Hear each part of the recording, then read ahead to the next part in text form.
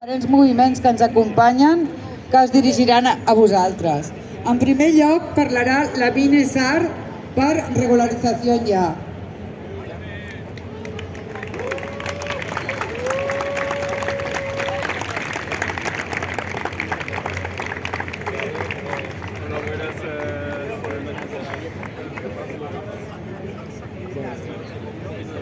Hola.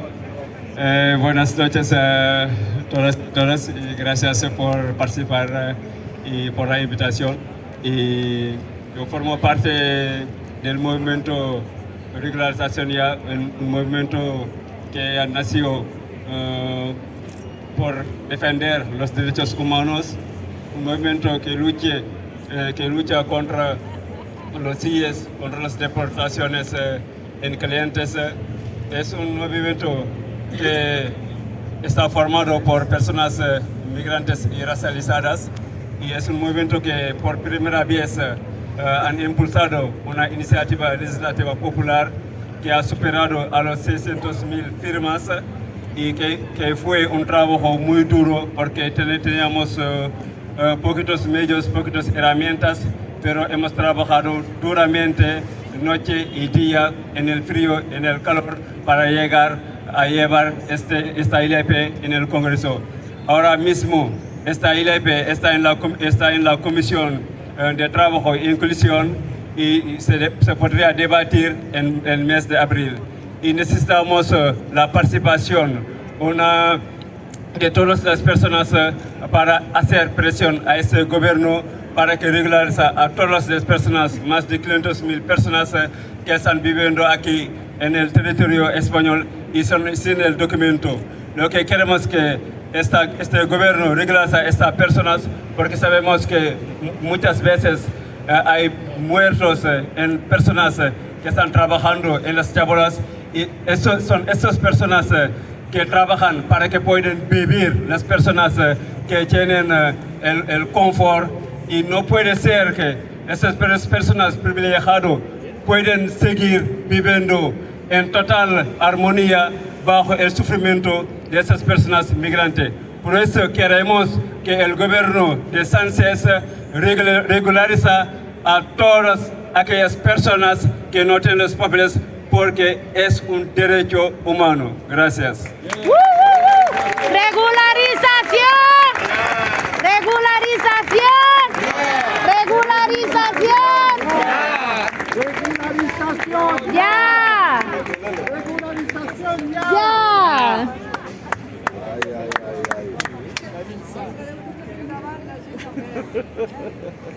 A veure, a continuació parlarà la Cielo en representació de Tanquem el CIE.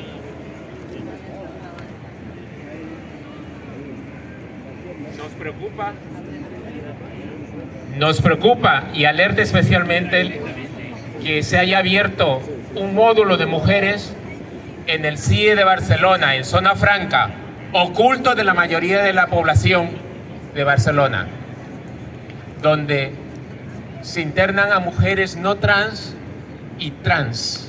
A pesar de tener la categoría de centros administrativos, los centros de internamiento extranjeros son instalaciones carcelarias, aunque en realidad son peores al ser la voluntad del policía al mando del CIE la que lo regula, y no protocolos o normas válidas para las cárceles.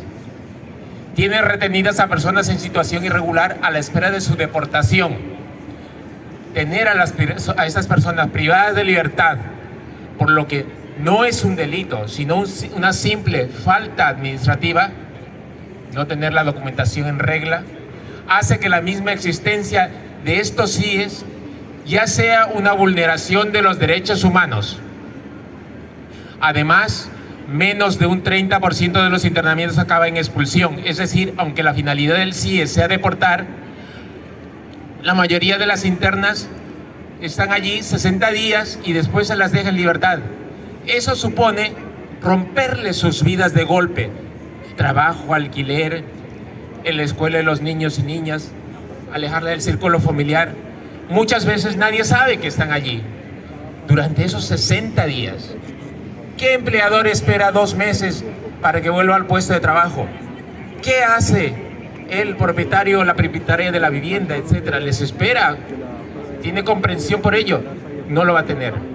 Ahora bien, cuando las personas internas son mujeres y peor, si son trans, las situaciones se hacen aún más complejas y aumenta el riesgo de que la persona sufra un trato vejatorio con agresiones físicas y psicológicas, además de algunas situaciones que nos preocupan. Dentro del CIE hay mujeres que son susceptibles de pedir protección internacional por las violencias sufridas en su país de origen o bien aquí, pero no se las informa ni se las acompaña adecuadamente de sus derechos. Hay mujeres con hijos e hijas menores escolarizadas, motivo por el cual se debería haber desestimado su internamiento. Es el colmo que cuando la mujer tiene menores a su cargo, el miedo a perder su custodia les impida denunciar y dar información que podría ayudarla. Así se traslada la vulneración a sus hijos e hijas, dejándolas desprotegidas.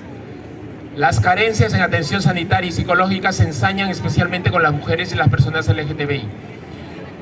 Por ejemplo, pedidos de interrupción de embarazos, tratamientos hormonales interrumpidos, demandas higiénicas específicas, todo queda en el aire. Las mujeres trans viven con temor de ser devueltas a su país natal, donde su condición a menudo es un delito que puede significar no solo el rechazo familiar y social, sino la prisión y hasta la muerte. Todas estas situaciones que afectan directamente y solo a las mujeres migrantes y racializadas por el Estado, si se dieran fuera de esos espacios y en personas blancas, no se dudaría en denunciarlas. Sin embargo, las ven tan lejanas y no como propias y se permiten. Cualquier privación de libertad tiene impacto en la salud psicológica e emocional, siendo especialmente traumática cuando además está en proceso de deportación. ¿Hacia qué política migratoria vamos? Las mujeres siempre han sido un porcentaje muy pequeño de las personas encerradas en los CIES y finalmente deportadas. Eso no significa que no reciban el impacto brutal de las políticas migratorias racistas y patriarcales. Actualmente hay 8 mujeres en ese módulo nuevo de Zona Franca, que tiene una capacidad aproximada para 30. El internamiento se muestra una vez más como un refuerzo de la política del miedo a través del imaginario del CIE como castigo ejemplificante, criminalizando y desmotivando a las mujeres que migran y buscan refugio. Es muy importante considerar la desprotección extra que genera el peligro latente de ir a denunciar otras vulneraciones como violencias machistas, abusos, explotación y otras figuras delictivas. La criminalización de la migración hace especialmente vulnerables a las mujeres y las expone a sufrir violencias dentro y fuera del CIE.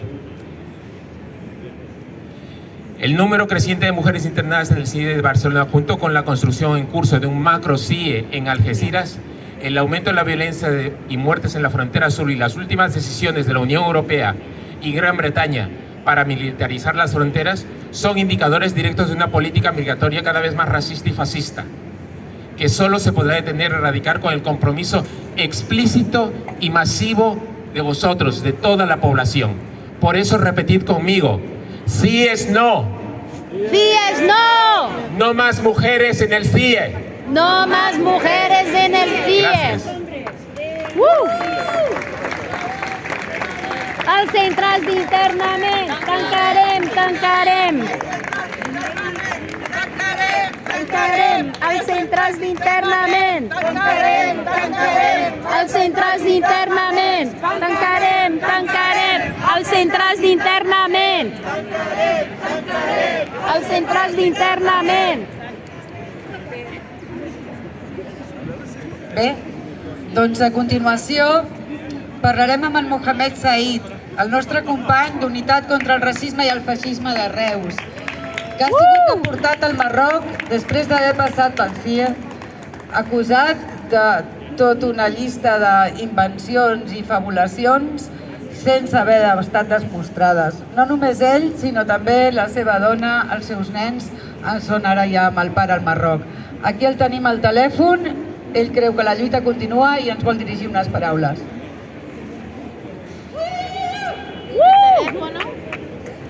David,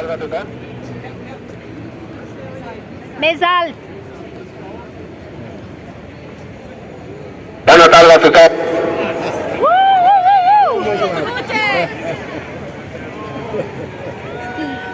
Bona tarda a tothom. Bona tarda!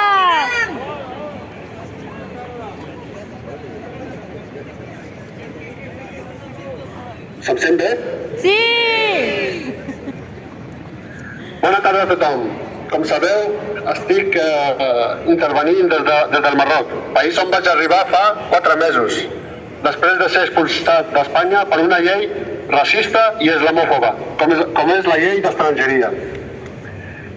Abans de ser expulsat, vaig ser retingut i tancat injustament durant 30 dies en una presó racista per immigrants, com és el CIE de Zona Franca de Barcelona. Com molts sabeu, he estat expulsat per defensar i lluitar per la convivència, el respecte i la pau que hauria d'existir en totes les societats. Després de rebre la notificació d'expulsió el 5 d'agost del 2022, fins que es va executar el 19 de novembre del mateix any, no vaig parar de rebre missatges d'odi, amenaces o veure com impunament es feien servir les fotos de la meva filla menor d'edat per atacar-me, pel fet de portar el hijab, el vel. Per què us explico això? Perquè veieu el mal que l'extrema dreta pot fer. No els importa saltar-se tots els principis democràtics i legals per aconseguir els seus objectius. És un gran error blanquejar i normalitzar l'extrema dreta. No són el mateix que els altres partits democràtics. Són formacions feixistes disfressades de demòcrates.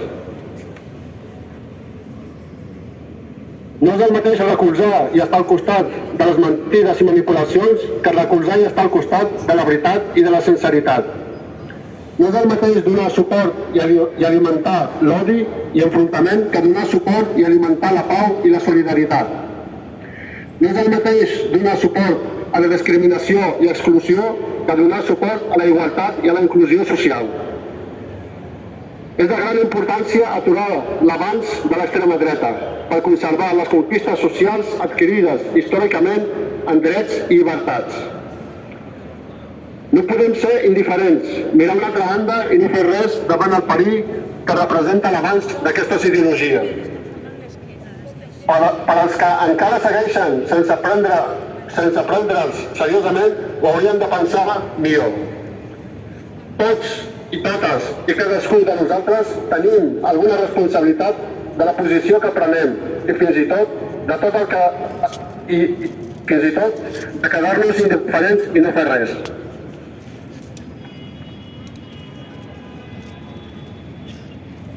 Vull aprofitar el moment per donar les gràcies als companys i companyes d'UCFR i a totes les persones i col·lectius que en formen part. UCFR és un moviment molt necessari, avui més que mai. Veient el perill que correm tots i totes amb l'arribada de l'extrema dreta als nostres pobles i ciutats. Per això vull animar a totes les persones a formar-ne part i ajudar a crear UCFR en tots els municipis possibles. Només amb la lluita unitària podrem fer front a l'extrema dreta. Ara i sempre, visca Catalunya i fora feixistes dels nostres barris.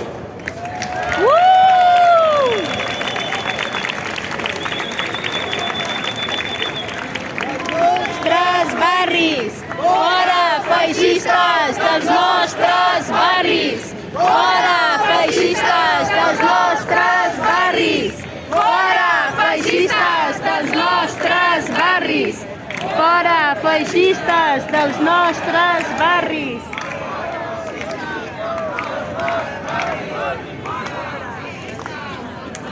Bé, a continuació, la GESA de la Coordinadora Obrim Fronteres també ens dirigeix unes paraules.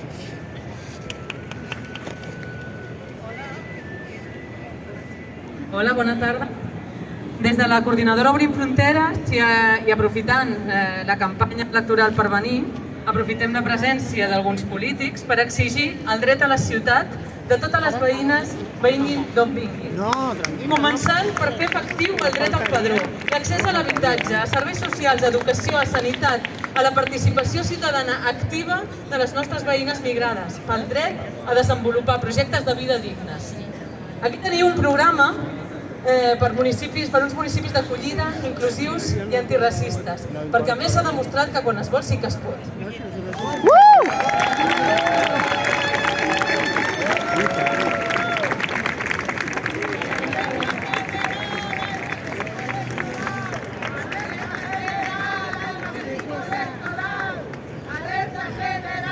El racisme electoral! Alerta general al racisme electoral! Alerta general! Salutació Mohamed, que no us podia veure. Ara us està veient? Ets aquí, amb totes. A veure. Ens dona les gràcies per la mobilització. És molt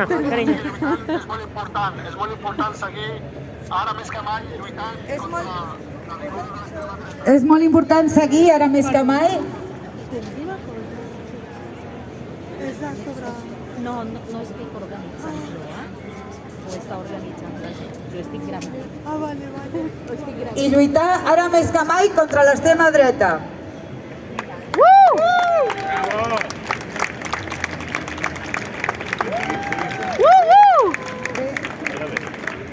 A continuació, de Stop Antigitanisme, demanem la intervenció d'en Ricardet.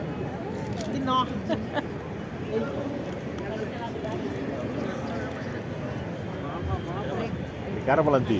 Ricard Valentí, Ricardet. Bona tarda a tothom. Bona tarda! Estic content perquè estic a casa meva, a Catalunya, i sé que Catalunya serà la tomba del feixisme. No els deixarem passar. Germans i germanes, gràcies a tots i a totes. En algun moment hem vist una sèrie de televisió policíaca.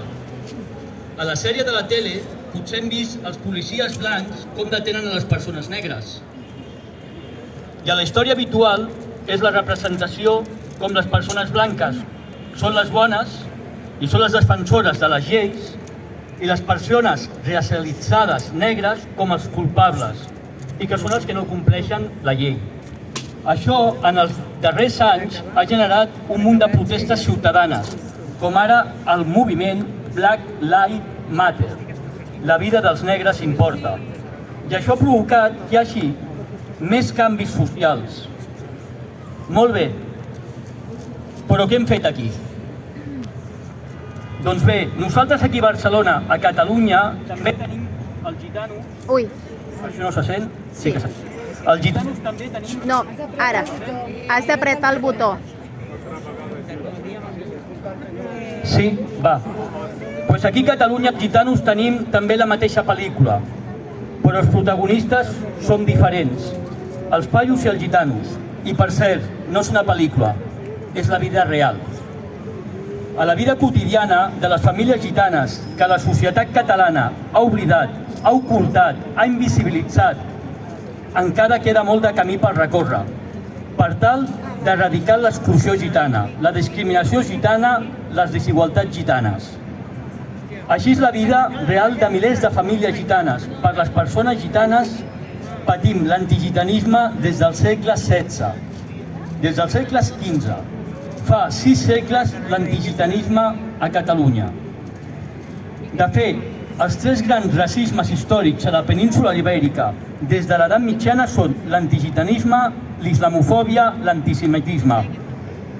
I quan es parla de racisme, sembla que l'antigitanisme no existeixi o sigui menor. Doncs bé, l'antigitanisme és el primer tipus de racisme a Catalunya i a Espanya. No oblideu, el poble gitano som els que més patim racisme a casa nostra. Però per què poques protestes ciutadanes? Per què poques marxes, poques manifestacions, poques institucions i poques ONGs fan tan poca cosa, tan poca lluita contra l'antigitanisme? Per què? Esclar, és d'agrair i molt que avui s'hagi creat un bloc contra l'antigitanisme en aquesta marxa en el marc de la jornada institucional de protestes pel dia de l'ONU contra la discriminació racial.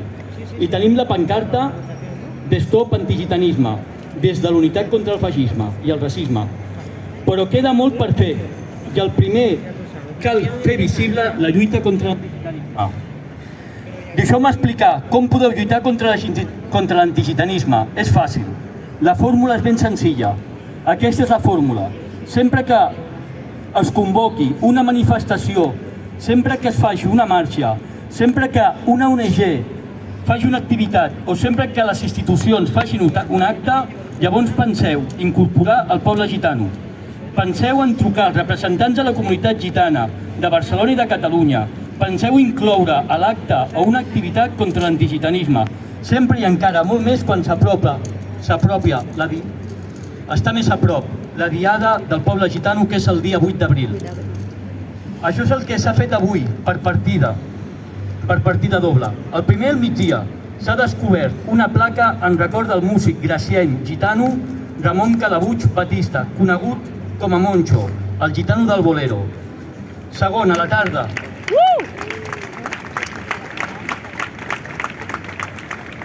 Segon, aquí, ara mateix, a la tarda, doncs avui, i present estem tots amb la lluita contra l'antigitanisme, dins de la lluita contra el racisme al món. Així doncs, aquesta marxa solidària diem prou racisme, aturem l'extrema dreta. Avui és un gran èxit perquè hem mostrat el rebuig envers el racisme contra el poble gitano i el rebuig contra l'antigitanisme. Opre Roma! Opre Roma!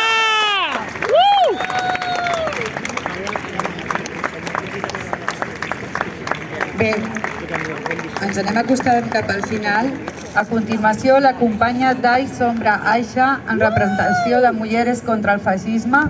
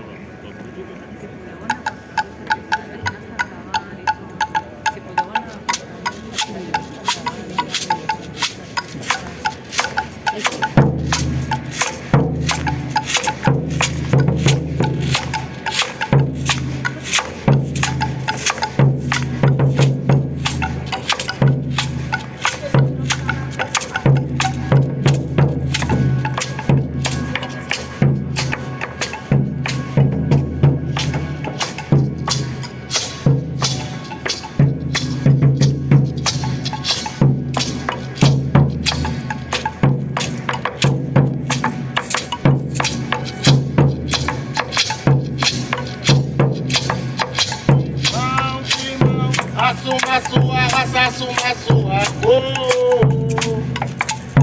Essa beleza negro louro quem criou.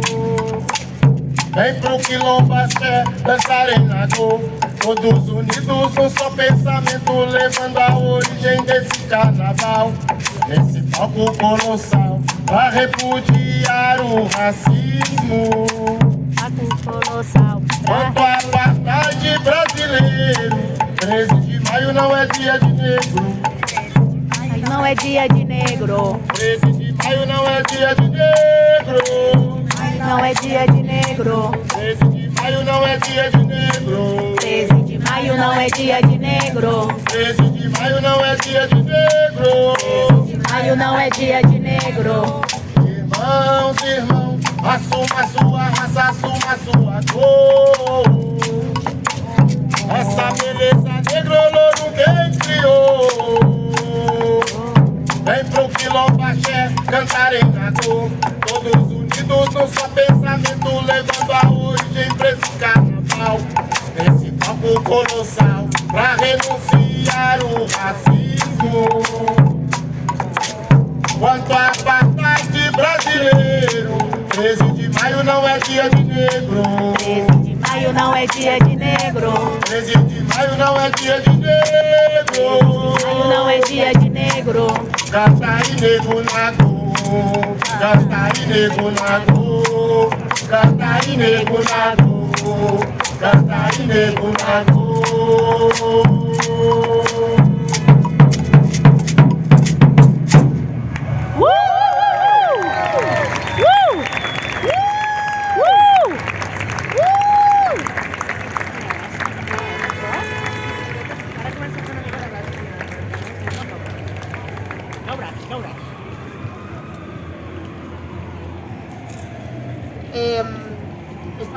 aquí. Somos también el colectivo Quilombo Unido. Y traemos también la historia de Brasil a través de nuestra cultura, que es la capoeira, y todas las manifestaciones afro-brasileñas que aquí pues, residen, ¿no? En la diáspora en Cataluña. También hago parte de la Asamblea Mujeres Brasileñas contra el Fascismo. Y para mí es importante que tengamos este cuadro de personas porque somos aquí un retrato muy bien dicho de lo que es Brasil, ¿no? Un país que agride el femenino solo por el hecho de ser el femenino, pero que también negligencia los derechos de niños y niñas, de mujeres negras, y que tiene un país que a cada 23 minutos asesina un hombre negro. Con esto podemos tener un poquito de idea de cómo el racismo tiene sus dimensiones que mata, que es genocida. Y cuando hablamos de una fecha como esta, estamos hablando de las discriminaciones mundiales que existen, que matan, que segregan, que ponen en la cárcel, que incriminan.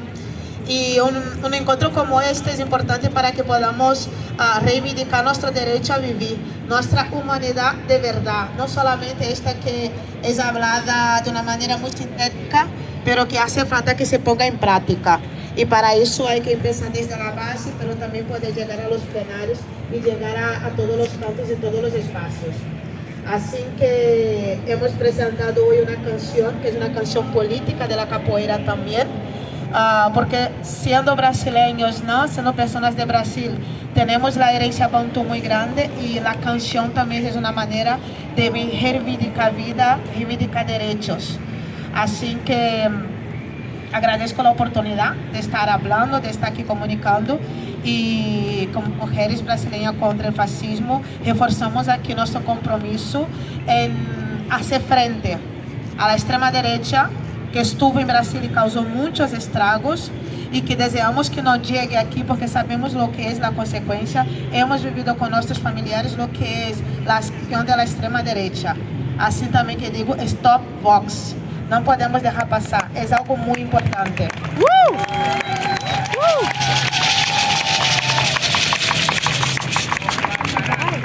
No que podamos pasará. seguir luchando, Sí, sí. que podamos seguir creando conciencia para las personas que están aquí, que las personas que están alrededor también. Y derecho para todas las personas. Cada persona es ilegal. Persona. Es ilegal. Cada persona es ilegal. Cada persona es ilegal. Cada persona es ilegal. Cap persona no es ilegal. Cap persona no es ilegal. Bé, a continuació, la Clàudia Santoro dels moviments italians a Catalunya. Fora Meloni! Fora Meloni!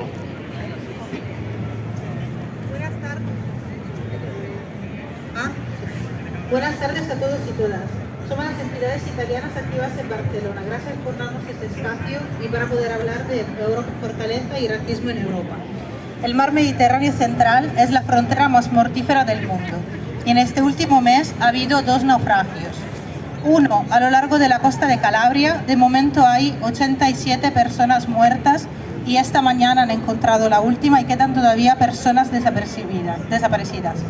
Y el otro a 2 semanas de distancia en la zona Zar Libia, ante un ping-pong de la responsabilidad entre Italia y Malta hasta que el barco se ha volcado y entonces, solo entonces, ha habido un rescate, con el resultado de 17 personas salvadas y 30 desaparecidas. Estos son casos clarísimos de responsabilidad de las instituciones que decidieron no rescatar el barco en peligro y no salvar estas vidas de personas no europeas. Y desde las instituciones el gobierno italiano declaró que los que se marchan son irresponsables porque saben los riesgos que pasan, pisoteando así la dignidad de las personas obligadas a abandonar a su país a causa de las guerras, el hambre y la pobreza. La verdad es que nadie subiría a estos barcos si no fuera la única opción. Mediterránea Semi-Humans nació para esto, para salvar vidas, cuando nuestro gobierno, el italiano, y la Unión Europea como organismo han decidido no hacerlo. Mediterránea es una asociación que ha llevado a cabo 13 misiones y estamos a punto de zarpar para la próxima. Mientras tanto, Italia y Europa siguen financiando a la llamada Guardia Costera Libia, a la que dan barcos con los que capturan a las personas que intentan escapar de los centros de detención libios y embarcar hacia Europa. Estas personas son capturadas y devueltas a Libia, obligadas a sufrir de nuevo torturas y violencias de todo tipo, que a menudo acaban con su muerte.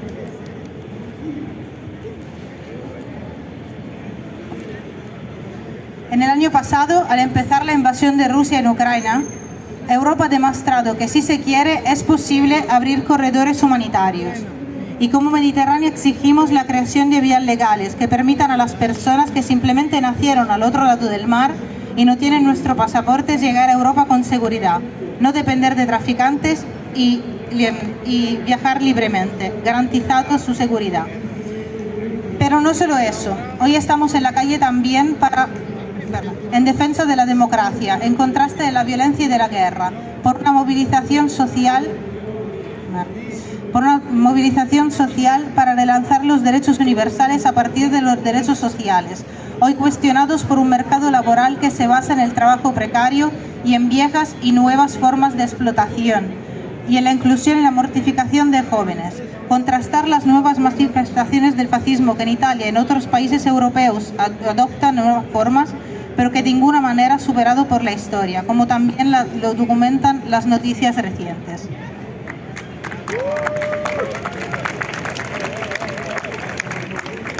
Moltes gràcies, Clàudia. I per acabar, en Pau Gálvez, del moviment LGTBIQ+.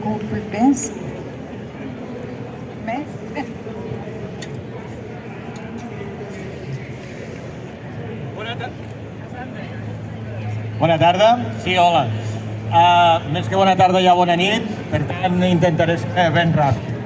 A veure, les persones lesbianes, gais, trans, bisexuals, intersexuals i tota la dissidència sexual i d'identitat, sabem el que és la ultradreta. El nostre símbol a nivell internacional és un triangle rosa. Aquest triangle rosa era el que col·locaven en els camps nazis a les persones homosexuals. Nosaltres sabem el que és la ultradreta, sabem el que podem patir amb ella. Aquí tenim, per desgràcia, a Catalunya, alguns exemples del que ens pot esperar.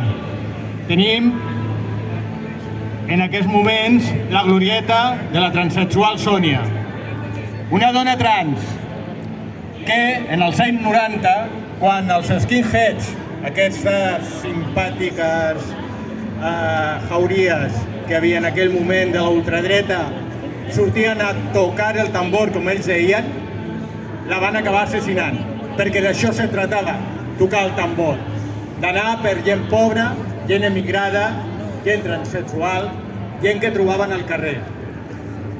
Hem d'aturar aquesta ultradreta. Insistim, nosaltres tenim molt clar el que representa. Per suposat, és racisme. Avui hem tingut, per suposat, diferents mostres d'aquest racisme i que també tenim aquest racisme institucional que justifica també aquesta ultradreta, com són els CIES. Perquè les lluites van conjuntes, són interseccionals, és a dir, no podem separar-les.